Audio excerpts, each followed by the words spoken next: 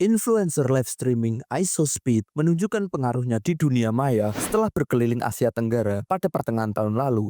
Kini ISOSpeed baru saja menyelesaikan tur live streamingnya di China. Namun bukan sekedar kehebohan yang dia timbulkan selama di China, tetapi lebih dari itu, pengaruh live streamingnya bulan lalu meruntuhkan propaganda anti-China yang dibangun sedemikian rupa oleh pemerintah AS dalam sekejap. Dalam siaran pertamanya di China ketika di Shanghai, influencer bernama asli Darren Watkins Jr. berkali-kali menunjukkan kekagumannya dengan mengatakan inilah China yang sebenarnya ketika ia melihat menara ikonik Oriental Bell Tower dan gedung-gedung pencakar langit modern. Di tengah jadwal yang padat, Speed dengan semangat menunjukkan bagaimana perkembangan China sesungguhnya yang selama ini selalu dinarasikan pemerintah Amerika sebagai negara yang kurang maju. Dia pun menunjukkan bagaimana gemerlap malam di kota-kota China, bepergian ke ganggang di China, merasakan budaya dan sejarah China secara langsung, mencicipi kuliner khas yang lezat, dan juga berinteraksi dengan masyarakat. Bahkan Speed dengan antusias mempelajari kungfu bela diri khas negara tirai bambu itu, sampai melakukan show bersama para penampil di Provinsi Hainan, China Tengah.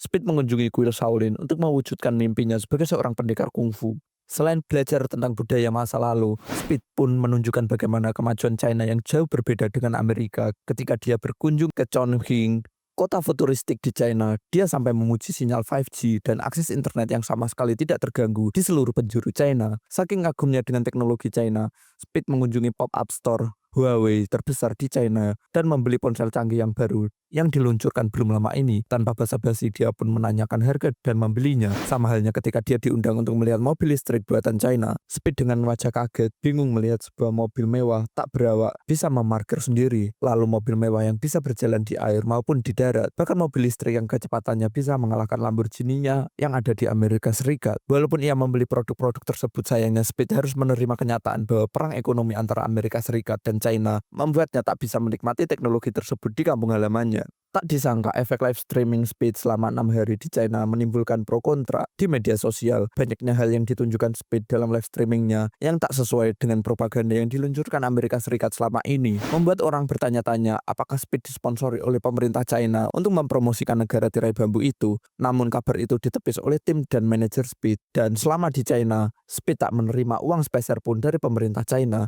Justru mereka yang rugi karena biaya perjalanan yang membengkak. Mereka pun mengakui bahwa biaya perjalanan tim mereka tidak sedikit dan waktu untuk berada di China sangat padat. Jadi mereka tidak ada waktu untuk menemui pemerintah setempat. Di tengah kabar ini, pemerintah China justru menyambut antusias Speed dan bahkan berterima kasih atas kunjungannya. Mereka secara sukarela memberikan pengamanan yang ketat kepada Speed ketika melakukan stream di jalanan kota-kota yang dikunjungi.